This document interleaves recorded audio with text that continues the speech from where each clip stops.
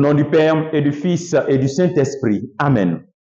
Viens, Esprit Saint, remplis les cœurs de tes fidèles et fais-les brûler du feu de ton amour. Ô Seigneur, envoie ton esprit et tout sera créé et tu renouvelleras la face de la terre. Bien-aimés dans le Christ, nous sommes aujourd'hui mercredi 2 juillet et la parole de Dieu qui nous est proposée est extraite de l'évangile de Matthieu chapitre 8, versets 28 à 34. Et nous lisons. En ce temps-là, comme Jésus arrivait sur l'autre rive dans le pays des Gadarénéens, deux possédés sortirent d'entre les tombes à sa rencontre. Ils étaient si agressifs que personne ne pouvait passer par ce chemin. Et voilà qu'ils se mirent à crier. Que nous veux-tu, Fils de Dieu? Es-tu venu pour nous tourmenter avant le moment fixé?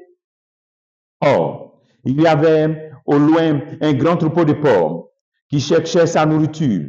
Les démons suppliaient Jésus. Si tu nous expulses, envoie-nous dans le troupeau de porcs. Et il leur répondit, allez. Ils sortirent et ils s'en allèrent dans les porcs. Et voilà que, du haut de la falaise, tout le troupeau se précipita dans la mer. Et les porcs mourirent dans les flots. Les gardiens prirent la fuite et s'en allèrent dans la ville annoncer tout cela, et en particulier ce qui était arrivé aux possédés. Et voilà que toute la ville sortit à la rencontre de Jésus. Et lorsqu'ils le virent, les gens le suppliaient de partir de leur territoire. Acclamons la parole de Dieu, louange à toi, Seigneur Jésus. Voici le Christ qui rencontre ces deux possédés. Et les symboles nous aident à comprendre la puissance du Christ et le détachement à réaliser dans notre vie. Le cri et le tourment des possédés. Lorsqu'on est possédé, lorsqu'on a des situations de possession ou bien liées au mal, on est tourmenté. C'est vraiment un esprit de destruction incontrôlé, la peur.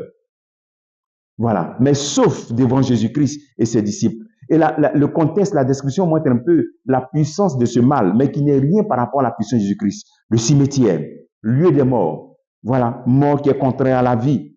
Les porcs qui sont l'expression de l'impurité. Le Christ qui veut nous donner cette pureté. L'impurité nous sépare de Dieu. La mer, symbole du chaos avant la création. Le chaos qui détruit la nature. Lieu de résidence aussi des esprits mauvais dans la culture juive.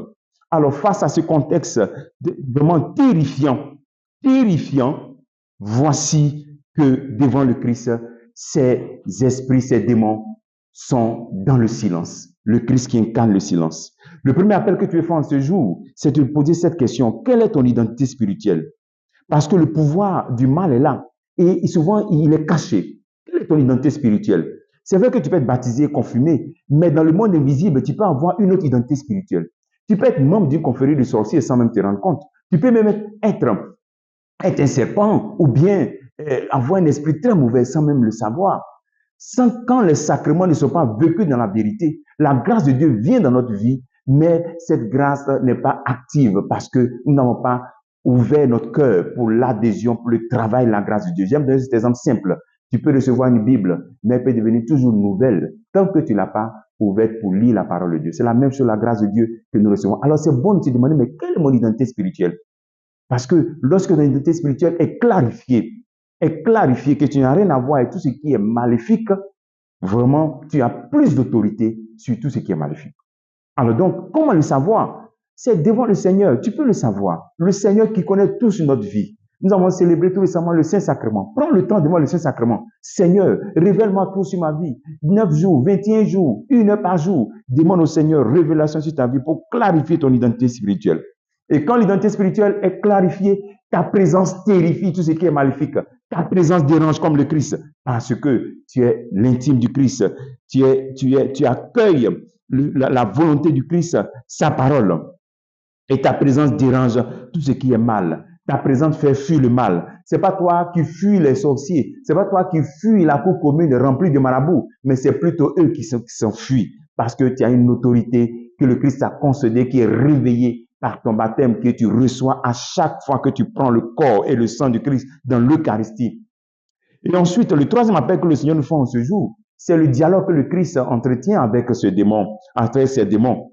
C'est vraiment étrange et puis difficile à comprendre. Mais le message est clair.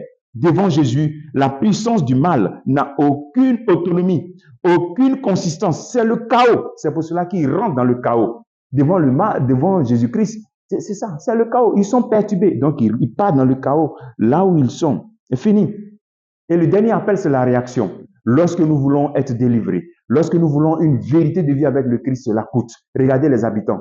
Ils n'ont pas glorifié Dieu parce que ces deux gens sont délivrés, mais ils étaient tristes parce qu'ils ont perdu le bien matériel.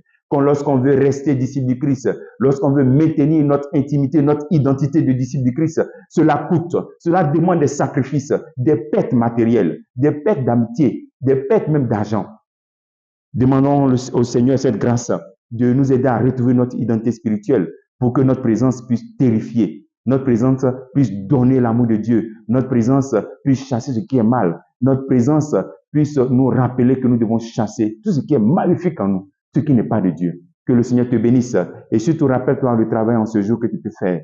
Quelle est mon identité dans le monde invisible? Quelle est mon identité spirituelle? Que Dieu te bénisse au nom du Père et du Fils et du Saint-Esprit. Amen.